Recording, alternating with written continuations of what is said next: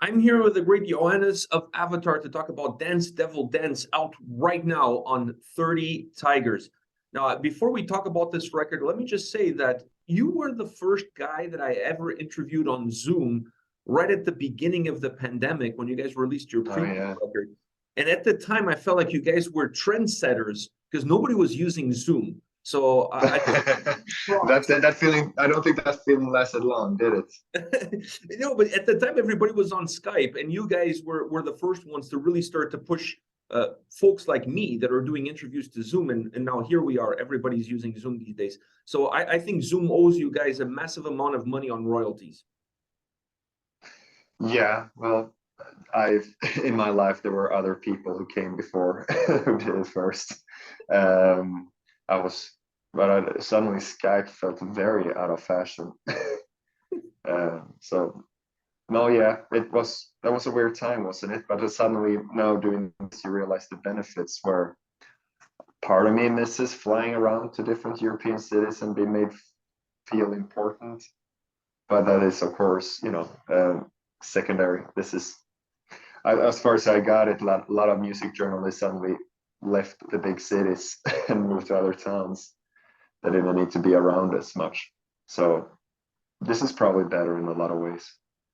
So let's talk about the record. Now that the album is out, and you perhaps have had some time to process the feedback from fans, from people in the media.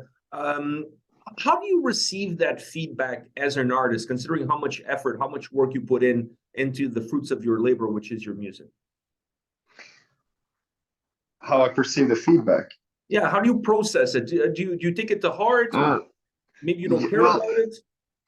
no, it's impossible not to care. Then I mean, people, I people usually send me the good reviews, and people usually pardon the dog.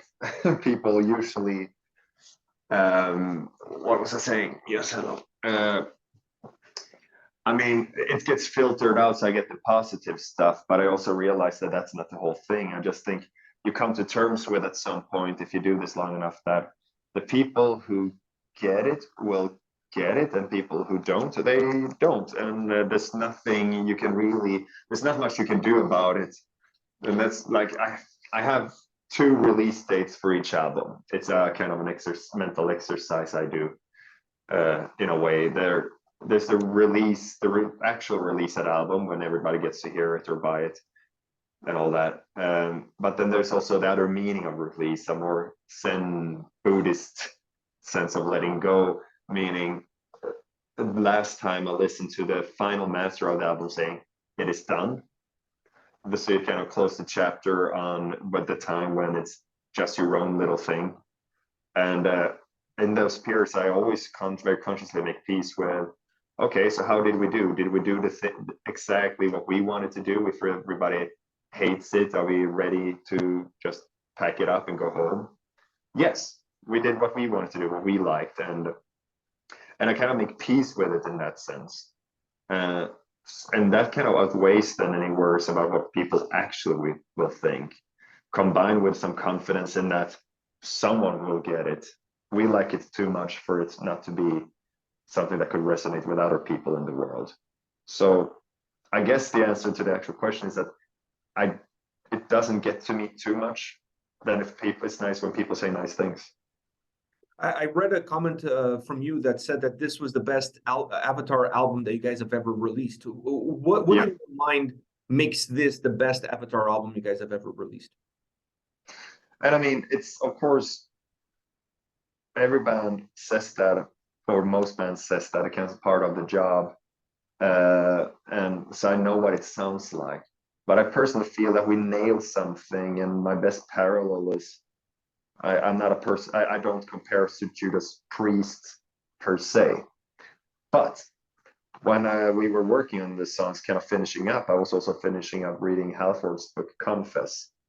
And the chapter about British Steel, when he gets to that and talks about making more focus, cutting off the fat, that kind of reasoning that really, I mean, I'm a fan of the Judas Priest stuff of the 70s as well, but I do think something happened with British Steel that obviously is reflected in their careers, what happened with them, and that sense of focus where we are still, it's a very eclectic collection of songs, because that's how we are, multiple songwriters, everybody is part of the process of putting this whole thing together, and there's a lot of things we want to do, and at the same time, a thing we don't want to do is to repeat ourselves.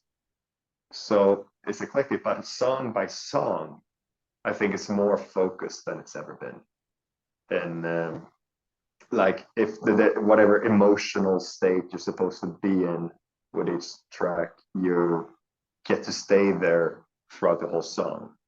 Whereas a different way of doing it, and there's no right or wrong here, but just different. But a song like Child on the last album, on Hunter Gatherer, is more of a journey in the sense of that you start with aggression, go through something whimsical, into the sadness, into something, I don't know, psychedelic, threatening, or whatever you want to call it, like that trip. But now we kind of let each song coherently stay in whatever emotion it's supposed to be. And instead of writing one song with 3 emotions, you write 3 songs with 1 emotion each, something like that. And I think we got way better at that this time. And also, I think in terms of making an album that sounds like an album, not like a live album, but they record it in a way where it's actually people playing and sounding like people playing, and having that raw component of really acknowledging the fact that, you know, ultimately heavy metal is a subgenre of rock and roll is dance music. Our way of dancing is a bit different, and it hurts, but it's still movement to music, and prioritizing that. Those things together make this album extremely special to me. And then I get balls to say it's the best thing we've done. Is that raw feel in terms of how you guys recorded the album also a result of you guys being an incredible live band, and it's becoming important to connect who you guys are as a live band and who you guys are as a studio band? Well, first off, thank you. I guess so, or at least that's the thing, right? You play a lot of live, you play a lot in the rehearsal room, you play a lot together. The performance and everything about the songs are about what you do together, you know, and let that really spill into what sound you create in the studio. Sure, like that's something we want to capture. So, I mean, you used the word incredible, or whichever word it was. So I try to get away with simply agreeing with you. You guys are one of the best live bands I've ever seen in my life, and Thank you. And the show that you guys put on enhances the music that you guys have created, and not a lot of bands are doing that these days, and I think that's something special that sets Avatar apart. So that's why I said incredible live band, because it is an incredible experience. Thank you very much. How do you define success when it comes to releasing a new record? Do you have the regular definition of success, or do you have your own definition of a success? I guess I got multiple ones. Going back to the whole idea of double releases, the one success that truly matters is that piece with that you feel you're achieved for yourself, what you wanted to achieve with it. That being said, you want to reach out with something you've done as far as possible. Once we feel like we succeeded in not compromising and being exactly the asshole we are, once we kept that process pure, then we can kind of open conversation. Okay, now how do we spread this as far as we can?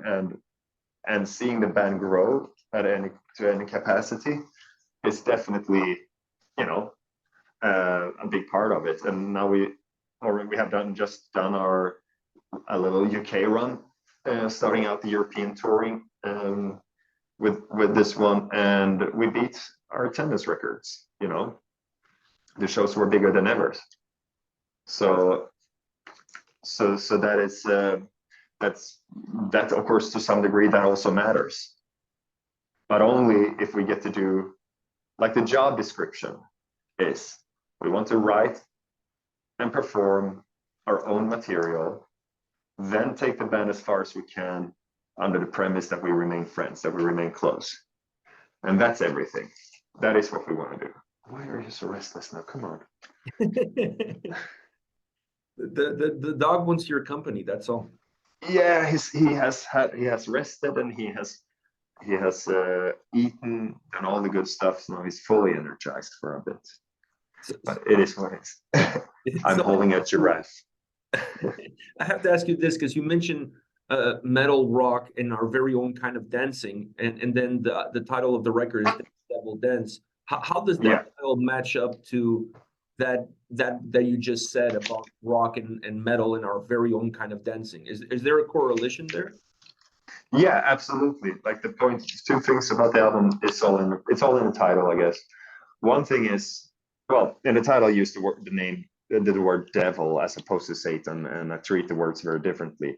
But there is a spiritual side to the album that then comes in the title, but where the title is the fun side of all of that.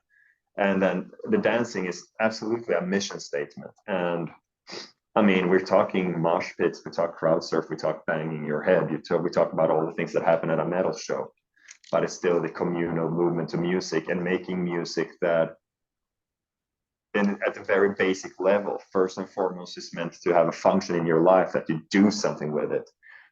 Don't really like how a lot of more modern metal becomes so convoluted, becomes so self-gratifying that it's best enjoyed if you just sit down and shut up. I think that's a mistake in understanding what metal should be all about in our minds, and that dance. The word dance represents that side. Get up and move, do something. That is the songs that, I don't know, if you hit the gym or have a bit too many drinks and a lovely time, or if somebody gets pregnant, whatever, like, but just music that fits into these situations. And that's the dancing. So did the lyrical content inspire the title of the record, or did the title of the record end up inspiring the lyrical content? Oh, well, the lyrical content of the song Dance Devil Dance became a good summary, I think, when it was time to look at what do we name it? What is the whole thing here? But it was first for that song that just ended up making the most sense as opening and title track. And with that song was, again, the mission statement of the dancing, of liberation. Also, during the pandemic, one thing I was trying to do was to run a bit further. And if you run a bit more and run a bit further, if you're lucky, you get a bit of a runner's high. So I was out getting a runner's high, listening to some intense like rave music, kind of getting into a bit of a trance, and in a trance being very, realizing that I am Satan. And I mean, at the end of the day, I'm totally an atheist, but I've come to realize more and more the power in rituals, the power in symbols, and that there's room for a certain kind of spiritual approach to life, in a way, just how you sort your mind, how you deal with things, and just so there's power in certain symbols. And Satan turns out to be the one that made the most sense to me in many ways, especially if you consider that how that's the more conventional gods or religious archetypes. They tend to be very authoritarian.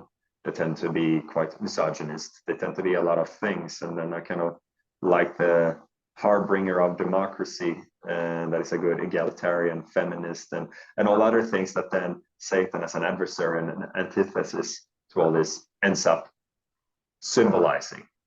And this is, of course, fully my interpretation and my idea at this time about what it is. And it's just something that feels useful right now.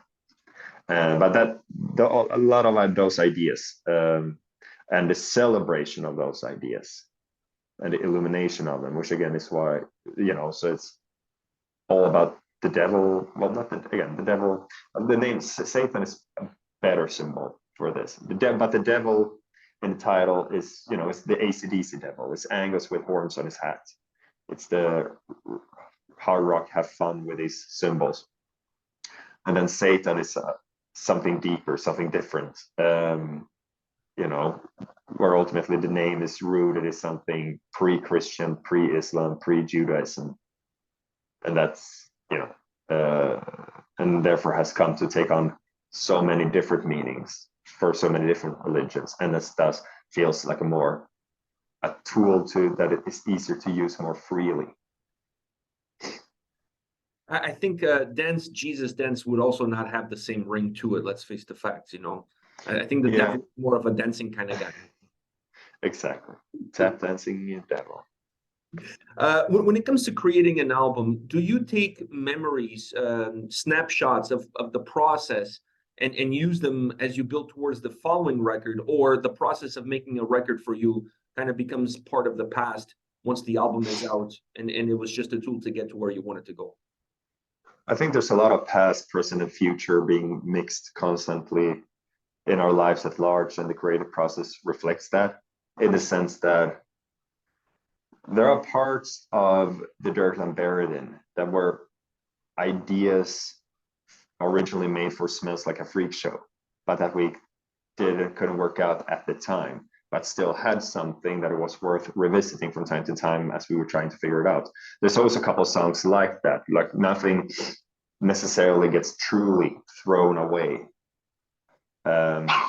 You know, if it has potential, sometimes an idea has to mature or ferment or rot or grow. You know, a seed needs to turn to a plant in the back of your head. Whatever metaphor that makes sense to use for it. Now, when you look at what you have in your hands right now with this album, I have to ask you this question because every time I post an album review, the first question I get asked is it heavy, or is it heavier than insert album name? So now that you have this album in your hands and you've digested the record, do you look at this album as being a heavier album from Avatar? Partly, absolutely, and in other parts, it's more rock and roll than ever. I mean, so it has peaks and valleys in terms of those energies. I also think the choice of in what ways we are heavy this time matters a lot. And specifically, I think about the main riff of Clouds Dipped in Chrome that is so rooted in a very old school, primitive death metal, to just chug that palm muted chord initially, jump, jump, jump, jump, and nothing more, and let that just paint the whole picture initially with blast beats. That is a type of heavy that all of us, I guess, keep returning to over and over, like we're huge Obituary fans, for instance. So the type of death metal and type of heaviness that comes into the album is something that is, again, rooted in an organic way of thinking, in a rock and roll way of thinking, that then sings with the parts that are more heavy metal, rock and roll oriented, and that blend of styles and feelings. So yeah, certainly some really heavy stuff going on, but it's a roller coaster of a ride in those regards. How do you manage your vocals? You seem to be turning into a fine wine, not a loaf of bread, which means you're getting better with age. Do you do something? Do you practice? Is there a routine that you have? Yeah, well, it changes from time to time what I do, but I come to understand and really appreciate the importance of always keep it going a bit, give it a chance to evolve, and also to keep being able to do what we do. Because we also have chosen, once again, a style of playing that is not depending on samplings or correcting things too much in the studio. But if it's loud on the recording, it was pretty loud while it was being recorded too. So my way of singing is very physical, very tough in that sense of that, you know, you need to go out for those jogs from time to time to be able to do it. So it's something that needs upkeep. And then in periods, if we have a little bit of a lull time, now like this fall, I went to rehearse room between starting to prepare for touring and also just working on the songs prior to going to the studio. Had a little opening where I now, you know, gave myself some homework, trying to sing all kinds of different stuff, and basically having karaoke night all by myself. You know, so everything from Stevie Wonder to the Rolling Stones to some musical stuff. So I like to do, you know, more than in a long time, but it's also, I feel I have still so much to learn, and still so much, and I revel in the feeling of being a beginner. So it's just fun, that feeling of sense of that I can get better. Vincent, come on, I'm working. Yeah. They don't care. They want your attention, and that's all that. Yeah, the timing of the schedule. He's been napping a lot when I had downtime before. It's funny how that works. He's also young. He's just over 1 year old, so I mean, so there's a lot of energy. No, yeah, they're like our little babies. That's true. I have one last question for you, and that is, do you have a favorite Avatar song to perform live? One that will always and forever be on the set list as far as Avatar shows are concerned?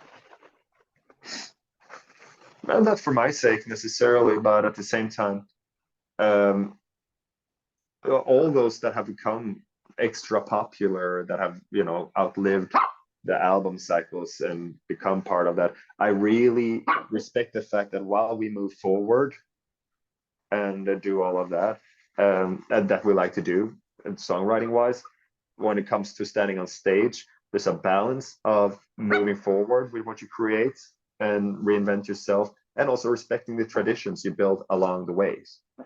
And there is room for both and balancing those two, but I'm really into that everybody knows how I want them to move or sing along to The Eagle Has Landed or For the Swarm, you know, and so I love that, and we do that with many songs. So I'm glad to do it, but then for my sake, it's not favorites like that. It's those songs are favorites in one thing because they are a sure thing, and a lot of people have heard them a lot, so then it creates that communal thing. But then I'm also, I guess, most excited always about the songs that we don't do on every tour, and when they make it back to the set list, that also makes something special. Yeah.